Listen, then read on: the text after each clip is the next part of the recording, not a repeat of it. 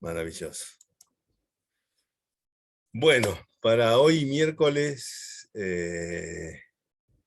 qué lindo, ¿no? 2 del 3 del 2, 2, 2, 2. Bueno, lindo día para compartir con ustedes una, una suma de recuerdos sobre justamente Helen Schucman, que como todos saben fue quien canalizó el curso de milagros y posteriormente, bueno, terminó escribiéndolo. Ahora, una cosa que es sorprendente y conviene saber es un poquito de la historia de Helen Schucman, porque no es que de pronto, para empezar, o sea, tengan en cuenta que Helen Schucman, cuando empieza a recibir las primeras canalizaciones o los primeros mensajes, en realidad fue como que Jesús la fue preparando y inmediatamente no empezó a escribir el curso de milagros, sino empezó a tener una serie de sueños y visiones, como que de pronto, por ejemplo, ella hacía un viaje en un barco y entraba a una cueva y en esa cueva encontraba un cofre y dentro de ese cofre, que era un tesoro, lo abría y al abrir ese libro, ella encontraba una palabra que después la descubre en el curso de milagros y es lo que le da, digamos, una de las grandes pruebas para después estar segura, porque no nos olvidemos que Helen Schucman era psicóloga o doctora en psicología, judía y a su vez era atea. Ahora, este es el punto interesante. Siendo ella atea, es que es contactada por Jesús para el curso de milagros. Y uno se pregunta, pero ¿cómo una atea va a buscar a Jesús para canalizar el curso de milagros? Si es alguien que no cree en Dios, o que ha dejado de creer en Dios, en realidad, ¿no? Y, y ahí viene la pregunta interesante, ¿no? ¿Por qué dejó de creer en Dios Helen Schucman? Bueno, y esto es lo maravilloso de Helen, que en realidad ella desde muy niña tuvo el llamado, o como maravillosamente lo dice Wapnick, en realidad todos estamos en un sueño feliz o estamos en el cielo, por ejemplo, cuando estamos en la panza de la madre, porque en la panza de la madre es, tenemos todo, no necesitamos nada. Si tomamos conciencia, realmente no necesitamos absolutamente de nada. Y por eso cuando salimos o cuando nacemos, en realidad dice, prácticamente casi todos los niños terminan llorando o sufriendo porque empiezan a tener frío, empiezan a tener hambre, empiezan a hacer gaquita, les cuesta respirar, algunos empiezan a tener alergias y todo tipo de problemas, porque han llegado a la tierra o han nacido y han dejado, digamos, el cielo y ahora son un cuerpo. Entonces, todo niño al convertirse en un cuerpo, ¿qué hace? Y empieza a sufrir, ¿no? Entonces, esto es lo que de alguna forma a Helen le pasa, que desde muy niña ella siente el llamado de Dios. Y entonces no sabe cómo buscarlo. Para eso, bueno, el padre era judío, la madre también, pero la ponen en un colegio judío, donde obviamente le enseñan todo lo que es la religión judía muy ortodoxamente y como corresponde a todo buen judío. Sin embargo, digamos, ella tenía una señora que era evangélica, que era sumamente católica y sumamente creyente, Y prácticamente ella era la mujer que la criaba, porque los padres, el padre era un empresario muy exitoso y la madre se dedicaba, digamos, a otro tipo de labores y prácticamente ella era hija única y era criada por esta mujer, que, bueno, además que la amaba mucho y con quien tenía mucha complicidad. Entonces, ella es tanta la complicidad que un día a Helen le dice, ¿y qué haces los domingos? Porque yo me quedo en casa sin hacer nada, le dice. Porque además otra cosa curiosa era que no tenía muchos amigos y tampoco tenía muchas ganas como de hacer amigos en la escuela. Entonces, para ella los fines de semana era un momento de estar prácticamente sola. Entonces, le pregunta a la mujer que la cuidaba y la criaba, de que a dónde va, y ella le dice que va a la iglesia a rezar, para encontrarse con Dios y para estar compartiendo con otros fieles la oración. Y Helen queda interesada en el tema, dice, por primera vez escucha a Dios y empieza a sentir que eso que está sintiendo, caramba, dice, a lo mejor es cierto. Entonces le dice si puede asistir y bueno, la mujer la lleva a su iglesia y a partir de ese momento ella empieza a asistir, hasta que en un momento dado, bueno, como ella es judía, considera que, que tiene que pedirle permiso a su padre porque ella es aún menor de edad. Además tenía como 12 años. Entonces le pregunta al padre y el padre, como era un empresario que generalmente después del trabajo venía a su casa, pedía un café, leía el diario, prendía su pipa y no hacía otra cosa más que eso, después cenaba y se dormía temprano. Bueno, y la madre también venía de trabajar y bueno, y se quedaban ahí. Entonces ella le pregunta al padre si tiene algún inconveniente o si tiene alguna oposición en querer ir a participar a una iglesia católica y si también al paso que va, si no tiene inconveniente en que pueda ser bautizada.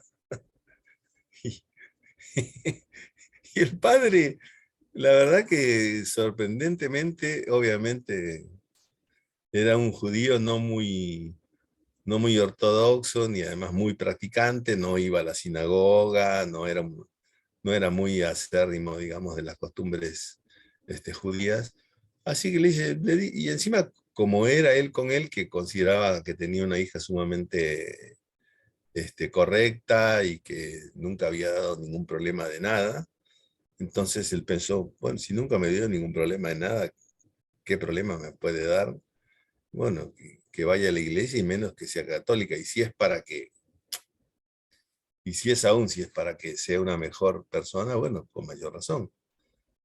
Entonces, el padre le dice que sí, y ella empieza a asistir a la iglesia, y al cabo de un cierto tiempo eh, se bautiza, ¿no? Y al bautizarse, bueno, ella ya empieza a convertirse en una católica, digamos, acérrima, y empieza a practicar muy seriamente, a rezar como costumbre, como es la costumbre todas las noches, y a rezar los rosarios, y a hacer todas las oraciones, y a aprenderse todo lo que... Pero con una devoción impresionante, ¿no? Que la mujer que la cuida queda sorprendida. Y así sucesivamente, bueno, fueron pasando los años y ella siempre tuvo una gran necesidad, digamos, de tener un contacto con Dios, que es por otro lado, retomando, como dice Wapnick, uno deja desde que sale la panza de su madre y viene al mundo, siente esa angustia y todo lo que uno siente a partir de ese momento es nada más que el deseo de volver justamente al cielo, que es donde estuvimos y donde siempre estamos, pero no nos damos cuenta porque somos cuerpo. ¿no? Entonces, es algo que a todos nos pasa, y a Helen también, pero con un poco más de intensidad. Así que Helen, eh, bueno, empieza a ir a crecer, empieza a terminar la secundaria y sigue teniendo, y cada vez su necesidad de Dios se va haciendo más grande, ¿no? Hasta que, bueno, llega un momento en que ella dice, bueno, creo que ya hice bastante de lo que hay que hacer, entonces intenta tener una comunicación con Dios, ¿no? Y intenta pedirle cosas a Dios, y obviamente Dios no le cumple ninguna. Entonces, como, como no les cumple ninguna, no tiene mejor idea que decir, bueno, si no me contesta y no me dice nada, es porque no existe, ¿no? Así que mejor, eh, mejor no seguir creyendo en él y me vuelvo atea. Y bueno, y es lo que hace. Y a partir de ese momento se vuelve en una absoluta y acérrima atea, dedicada a su profesión, a la psicología y al estudio de la psicología. Hasta que, bueno, empieza a, a trabajar con Bill Tedford, y estando con Bill Tedford, bueno, se peleaban como perro y gato, y peleándose como perro y gato empiezan ellos a tomar conciencia un día que dicen, escúchame, vos sos doctor en psicología, yo soy doctor en psicología, nosotros eh, trabajamos para evitar que la gente haga esto, y nosotros es lo que estamos haciendo. Entonces, en un momento determinado, Bill Tedford le dice, bueno, basta, entonces, tiene que haber otra manera y pongamos la voluntad en esto. Y ese es el momento clave, ¿no? El momento clic que siempre se menciona en el curso cuando uno dice tiene que haber otra manera. Y es a partir de ese momento en el cual, por ejemplo, mucha gente cree, por eso es importante esto, ¿no? Mucha gente cree que a partir del momento en que ellos dicen tiene que haber otra manera, es como que inmediatamente todo cambió, todos fueron felices, y empezó a canalizar el curso, y se llevaban maravillosamente, y eran dos seres santos, y no era así. En realidad, ella empieza a partir de ese momento, primero empieza a recibir toda una serie de visiones y de sueños y de eh, experiencias que las llevan que es como que, en otros términos se diría, es como que le van limpiando o le van depurando el canal, ¿no? Para lo que después se convertiría, para lo que estaría preparado. Porque en un momento dado le dice, bueno, ahora sí, anota, esto es un curso de milagros. Y después de varios meses en los cuales ella ha tenido toda esta serie de visiones y de sueños, que afortunadamente los escribe y los va interpretando y los va comprendiendo de alguna manera como ella puede. Pero que en el fondo algo le dice que está bien, que esto es bueno, y que le está haciendo comprender un montón de cosas de su vida y de la vida. Y así es como que empieza a escribir, ¿no? Y escribiendo el curso de milagros, una de las cosas que uno cree también, que ya que desde el momento en que uno escribe de milagros, uno cree que bueno, que ya es una persona santa, y que no tiene ningún problema y que no tiene ningún conflicto. Y no, no, realmente siguen teniendo una relación conflictiva con, con Bill Tedford, eh, Y el mismo Jesús es el que les va enseñando a ir mejorando esa relación, ¿no? Les va dando las pautas a cada uno para que vayan mejorando esa relación que es, que aún sigue siendo, digamos que conflictiva, pero con una dosis de buena voluntad, ¿no? O la pequeña voluntad que se necesita para seguir. Entonces, cuando nosotros de pronto empezamos a leer el libro, o empezamos a hacer un curso de milagros, de pronto muchos creen que nos va a cambiar la vida inmediatamente. Y no es tan así. Quizás algunos sí, como dice Gary, porque bueno, ya vinieron haciendo no sé cuántos años el curso y bueno, este es el año en que les toca no volver, pero que no es el caso, que como todos sabemos, Helen Schuckman volvió y está en este momento entre nosotros con otro cuerpo, ¿no? Así que Helen, a su vez, aún canalizando el curso de milagros, todo el tiempo ya dudaba, su ateísmo le hacía dudar de qué tan cierto era lo que ella estaba recibiendo. Y una experiencia extraordinaria que le pasa con esto tiene dos experiencias, pero una muy interesante es, por ejemplo, que ella siempre iba de su casa al trabajo y del trabajo a su casa, iba en taxi, pudiendo ir en un subte, ¿no? Pero bueno, ella tenía el suficiente dinero por lo que le había dejado el padre y además, bueno, tenía un buen trabajo, pero el marido, que también era judío, bueno, era una persona muy austera y bueno, muy estricto con los gastos. Entonces, Helen siempre se las ingeniaba para, para ir en taxi y después le decía que iba en subte, pero, pero ella iba en taxi y bueno, y no le gustaba.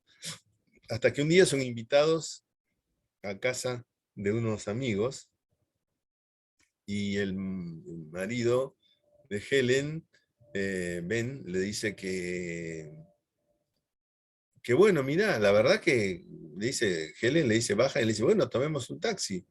Y le dice, no, tomamos un taxi y nos va a salir muy caro.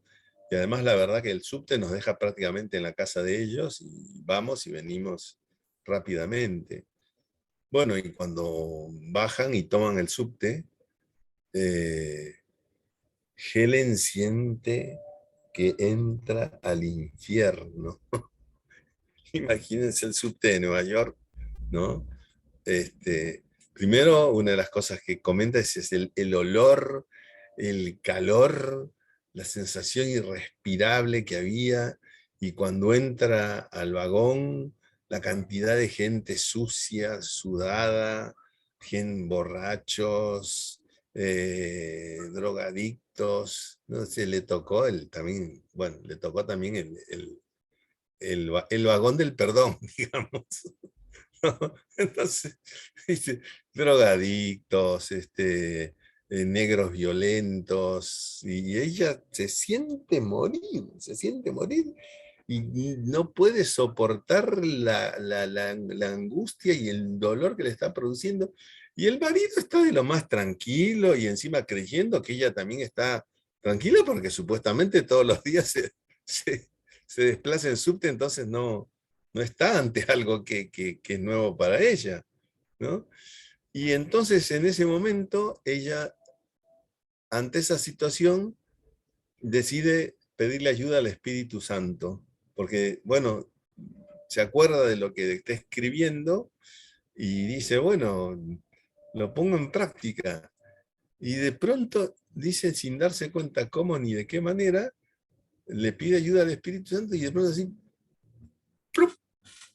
En un instante mira al drogadicto y siente que lo ama, mira al borracho que está ahí tomando y siente que también lo ama, y siente que el aroma que hay en el bus es un aroma maravilloso, y siente que puede respirar y que está llena de gente maravillosa, y da gracias a Dios por ir en ese vagón, y no puede creer, y se siente un ser privilegiado de que le haya tocado un vagón tan santo. Entonces, y, y no sabe qué hacer, y el marido le pregunta qué te pasa, y le dice, no, no, le dice, estoy muy contenta, estoy feliz. Y entonces, después llegan a la estación, ella baja, y cuando bajan del bus, ¡pum!, desaparece la situación, y otra vez vuelve a sentirse como se sentía antes, ¿no? Desaparece esa situación. Y ya eso le empieza a hacer pensar de que, bueno, algo tiene que haber en el curso de milagros, que es mucho más allá y mucho más interesante de lo que se pueden imaginar, ¿no? O de lo que ella está haciendo, porque ella se considera como una simple canalizadora, o sea, como que, no sé, yo simplemente escribo lo que me dice la voz, y después yo no pienso, yo no digo nada, porque además yo no quiero pensar, y no quiero que digan que esto que estoy escribiendo es algo que no, que a mí me pertenece. Entonces ella lo hace separando mucho lo que ella y escribe y escribe. Bueno, y en una de esas circunstancias es que ella eh, empieza a canalizar algo de lo que ella todo el tiempo va dudando y sospechando, que es que la voz de pronto le dicte algo que es absolutamente incoherente y que no se puede creer, y que, bueno, y que es la demostración de que en realidad es un delirio de ella, y que lo que está escribiendo es nada más ni nada menos que, bueno, una locura suya, bueno, y que, bueno, igual lo escribe, dice, total, yo lo escribo, ni siquiera se pone a escuchar ni a pensar en lo que está escribiendo, pero escucha y lee y escribe sin importar, pensando, bueno, total, esto después lo termino, se lo doy a Bill Tedford, y que Bill Tedford diga lo que quiera, ¿no? Entonces, bueno, lo termina, lo canaliza, y ese mismo día, justo cuando va a su casa, se entera de que ella vivía en el piso 11, piso 16, creo, de un edificio, se entera de que aparentemente los ascensoristas van a hacer una huelga. Entonces, imagínense, piso 16, van a hacer una huelga, y anuncian que van a hacer una huelga, ¿no? Entonces, inmediatamente a ella le agarra un pánico terrible, terrible, y lo llama al marido y le dice, bajate inmediatamente, a nosotros esto no nos va a pasar. Y encima ella piensa, de esta no nos salva ni el Espíritu Santo. Dice, aquí, Espíritu Santo, ¿de qué Espíritu Santo? Cuando los ascensoristas hacen huelga y se acaba todo, no importa nada.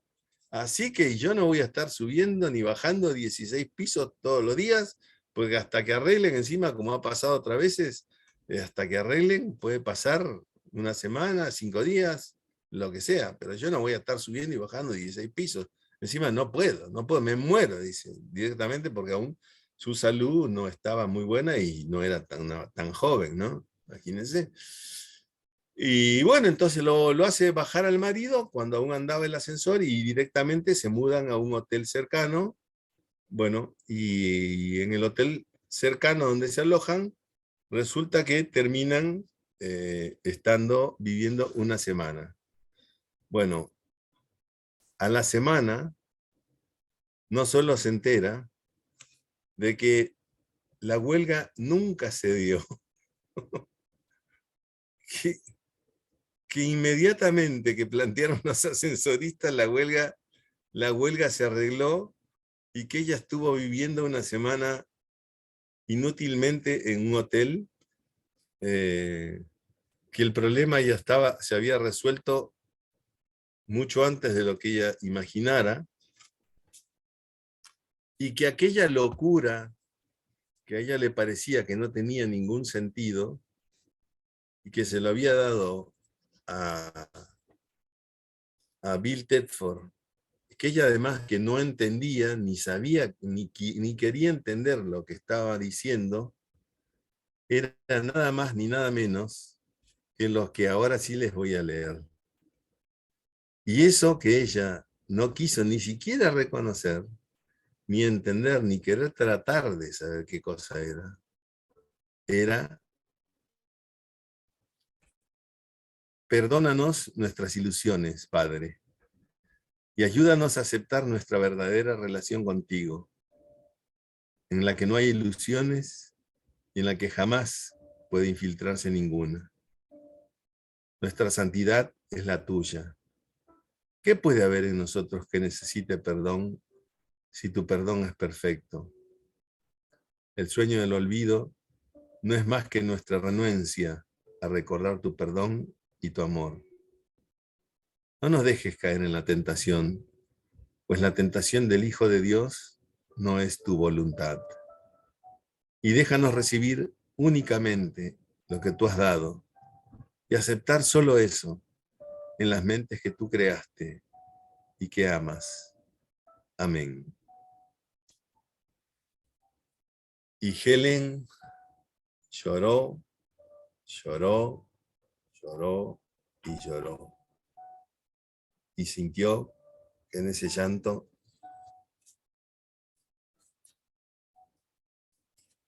había mucho más de lo que ella se imaginaba, y pidió perdón. Y a partir de ese momento me permitió empezar a tener otra relación con el curso de milagros, y también, por ende, empezar a creer que era cierto, que era Jesús quien hablaba. Y entonces, qué bueno, hice preguntarle de todo, hasta como, ¿qué zapato me puedo comprar? Cosa que lo hacía. Así que bueno, eso fue la charla de hoy, y les agradezco mucho, ¿no?, que la hayan escuchado. Si alguien quiere hacer alguna otra preguntita sobre esto o seguir charlando como venimos haciendo, sería maravilloso y extraordinario. Conocer un poco más a quienes canalizaron y gracias a quienes tenemos el curso de milagros. Y algo que también es dignísimo de destacar de esto es que recuerden que el curso de milagros no dice ni canalizado, ni escrito, ni autor Helen Schucman. Y esto es otro tema sumamente importantísimo, porque ella jamás quiso que figurara como que era algo hecho por ella, lo que siempre que fue algo, que era algo hecho por Jesús. Porque si no, a ella la iban a convertir en una santona, y la gente iba a acudir a ella como que ella era la, la santa del curso de milagros, y que iba a ser imagínense si llega a ser alguna sanación o algún acto mágico, entonces la convertían en la santa Elena Schucman, y a pesar de que lo era, no necesitaba demostrarlo, pero ella no le quería. El fin, como lo entendió, era que el curso era más importante que ella misma. Por eso incluso mucha gente, cuando la conocía, tenía la sensación de que iban a encontrarse con una santa, y se encontraban con que era una mujer que fumaba muchísimo, y que, bueno, y que no tenía un carácter tan agradable o tan afectuoso como la gente imaginara que fuera, ¿no? Todo lo contrario, una mujer muy, muy seria, que decía las cosas tal cual como eran, eh, sin ningún temor de nada. Y que finalmente, bueno, era para que ella estar segura y para que la gente sepa que el curso lo había canalizado, pero el curso había sido por Jesús, escrito por Jesús y hecho por Jesús. Y ella solamente lo canalizó, y que no la metan en un baile que no le correspondía y que no era, y menos que se haga la iglesia de Helen Schuckman. Así que eso es realmente maravilloso porque, bueno, otros hubieran aprovechado realmente para hacer grandes negocios, como lo hacen otros, diciendo que escribieron un libro santo, como sabemos que ya lo han hecho con otros libros, ¿no? Así que, bueno, espero que les haya gustado.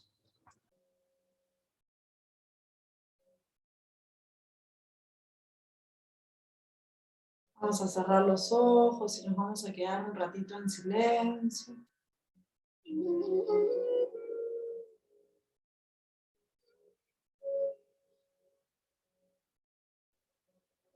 Cada uno va a escuchar o va a sentir su respiración. Van a observar su cuerpo. Observen si hay tensiones, si hay ansiedad, acelere. Observen sus pensamientos.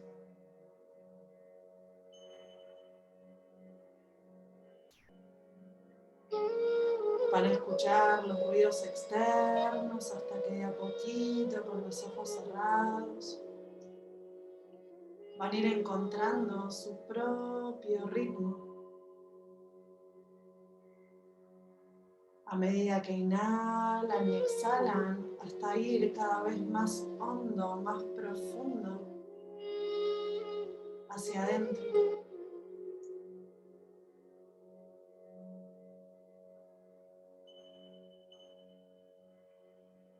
Y a medida que van inhalando, van observando y exhalando,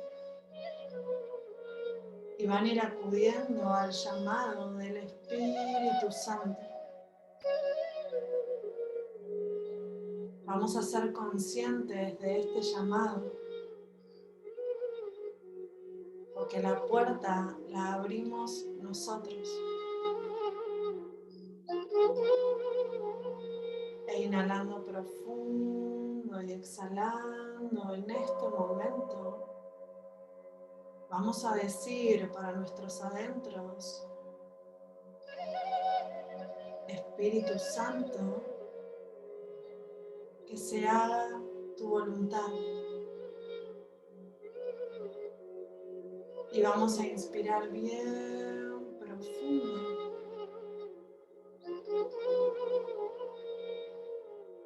Hasta sentir que nos vamos impregnando de esta suave caricia interior.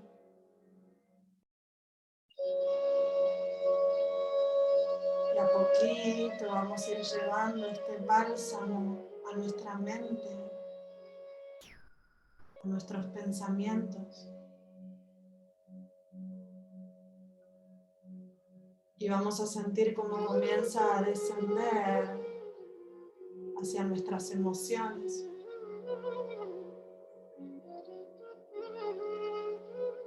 Inhalamos profundo y exhalamos siendo plenamente conscientes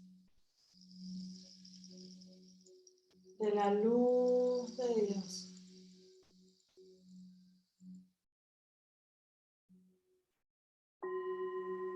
Y en este momento vamos a perdonar lo primero que nos venga a la cabeza.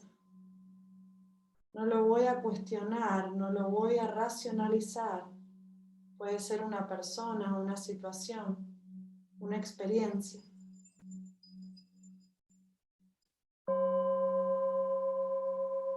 E inhalando profundo, vamos a exhalar por la boca. Y le vamos a entregar por completo todo esto al Espíritu Santo.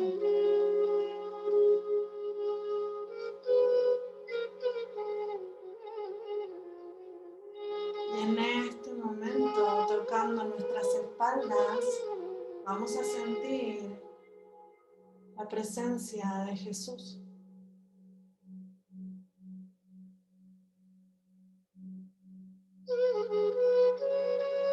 Y comenzamos a comprender que somos mucho más que un cuerpo físico.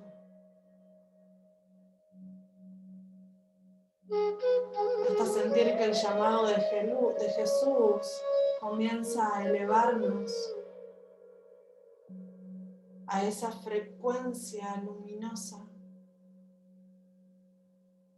donde somos todos completamente luz. Inspiramos profundo.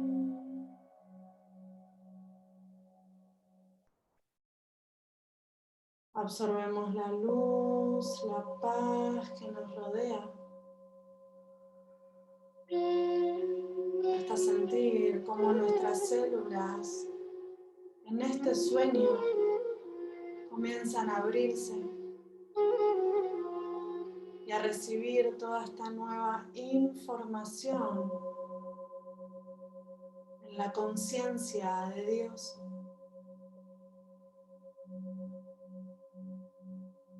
Inspiramos bien profundo, recibimos la bendición del cielo.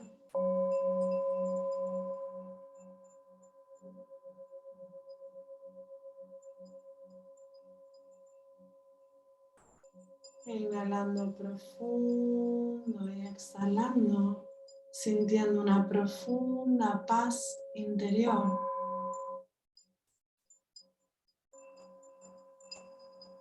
Comenzamos a sentir todo nuestro cuerpo. Sientan la paz en todo momento. Permítanse sentir este estado de paz. Y le van a entregar al Espíritu Santo toda la culpa inconsciente a la hora de sentir la paz.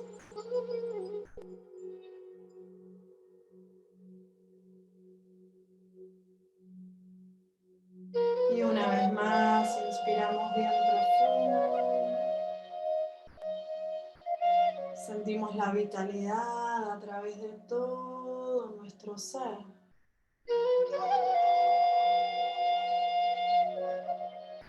Y lentamente, inhalando profundo y exhalando, dejando que el cielo nos guíe sin miedo. Vamos a volver a inspirar y lentamente, cuando sientan muy lentamente, inhalando profundo y exhalando, pueden abrir los ojos. Inhalo.